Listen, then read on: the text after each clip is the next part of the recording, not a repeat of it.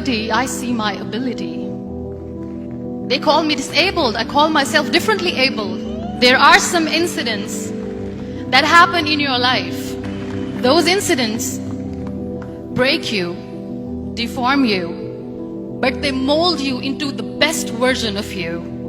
And the same thing happened to me. I was 18 years old when I got married.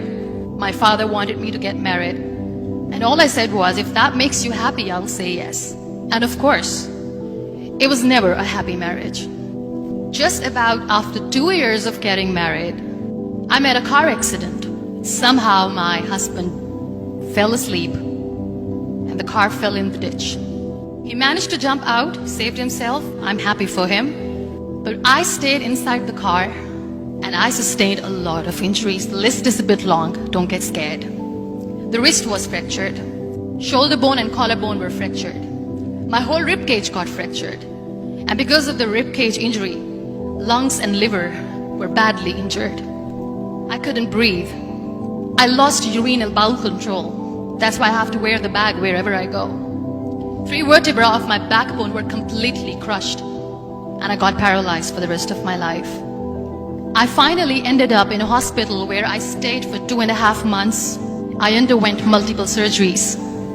One day doctor came to me and he said, well, I heard that you wanted to be an artist, but you ended up being a housewife. I have a bad news for you. You won't be able to paint again because your wrist and your arm are so deformed, you won't be able to hold a pen again.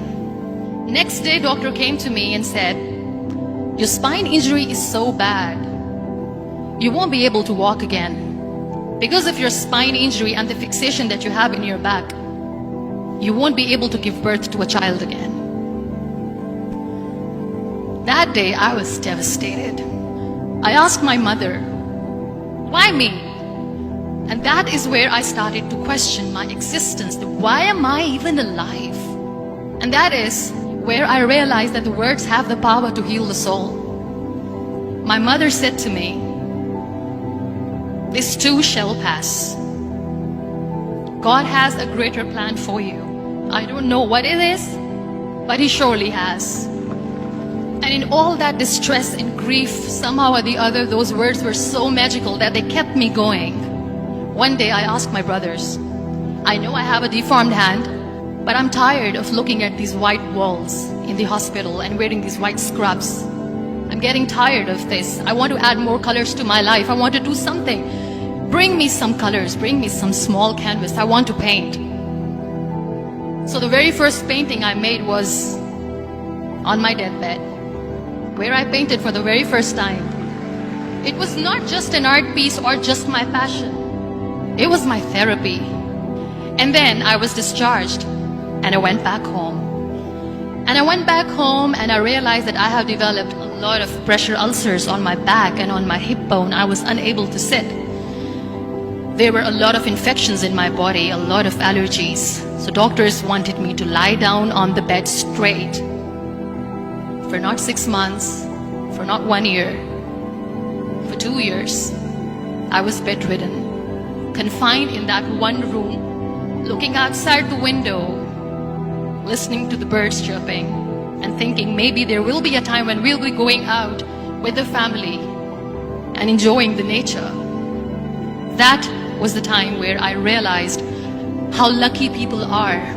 That is the time where I realized that the day I'm going to sit, I'm going to share this pain with everyone to make them realize how blessed they are, and they don't even consider them lucky. That day I decided that I'm going to fight my fears. We all have fears.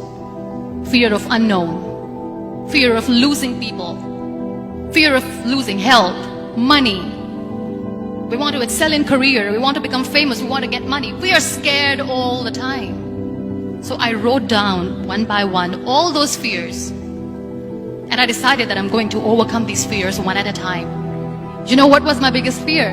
Divorce. I was trying to cling on to this person who didn't want me anymore, but I said no. I have to make it work. But the day I decided that this is nothing but my fear, I liberated myself by setting him free. And I made myself emotionally so strong that the day I got the news that he's getting married, I sent him a text that I'm so happy for you and I wish you all the best. And he knows that I pray for him today. Number 2 was, I won't be able to be a mother again. And that was quite devastating for me. But then I realized there are so many children in the world, all they want is acceptance. So there is no point of crying, just go and adopt one. And that's what I did.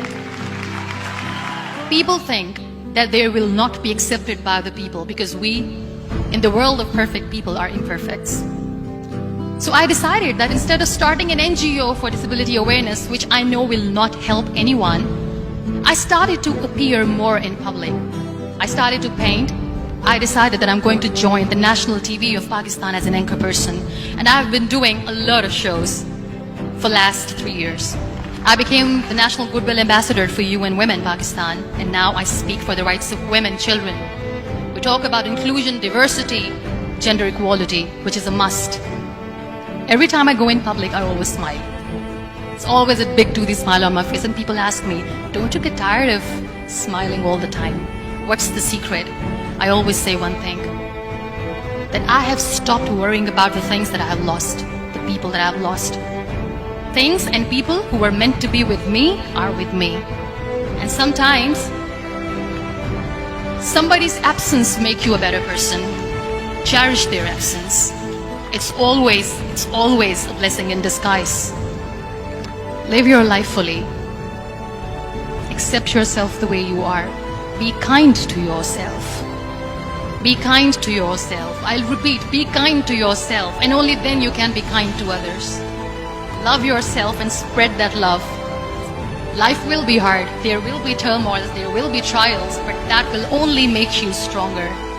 So when you accept yourself the way you are, the world recognizes you. It all starts from within.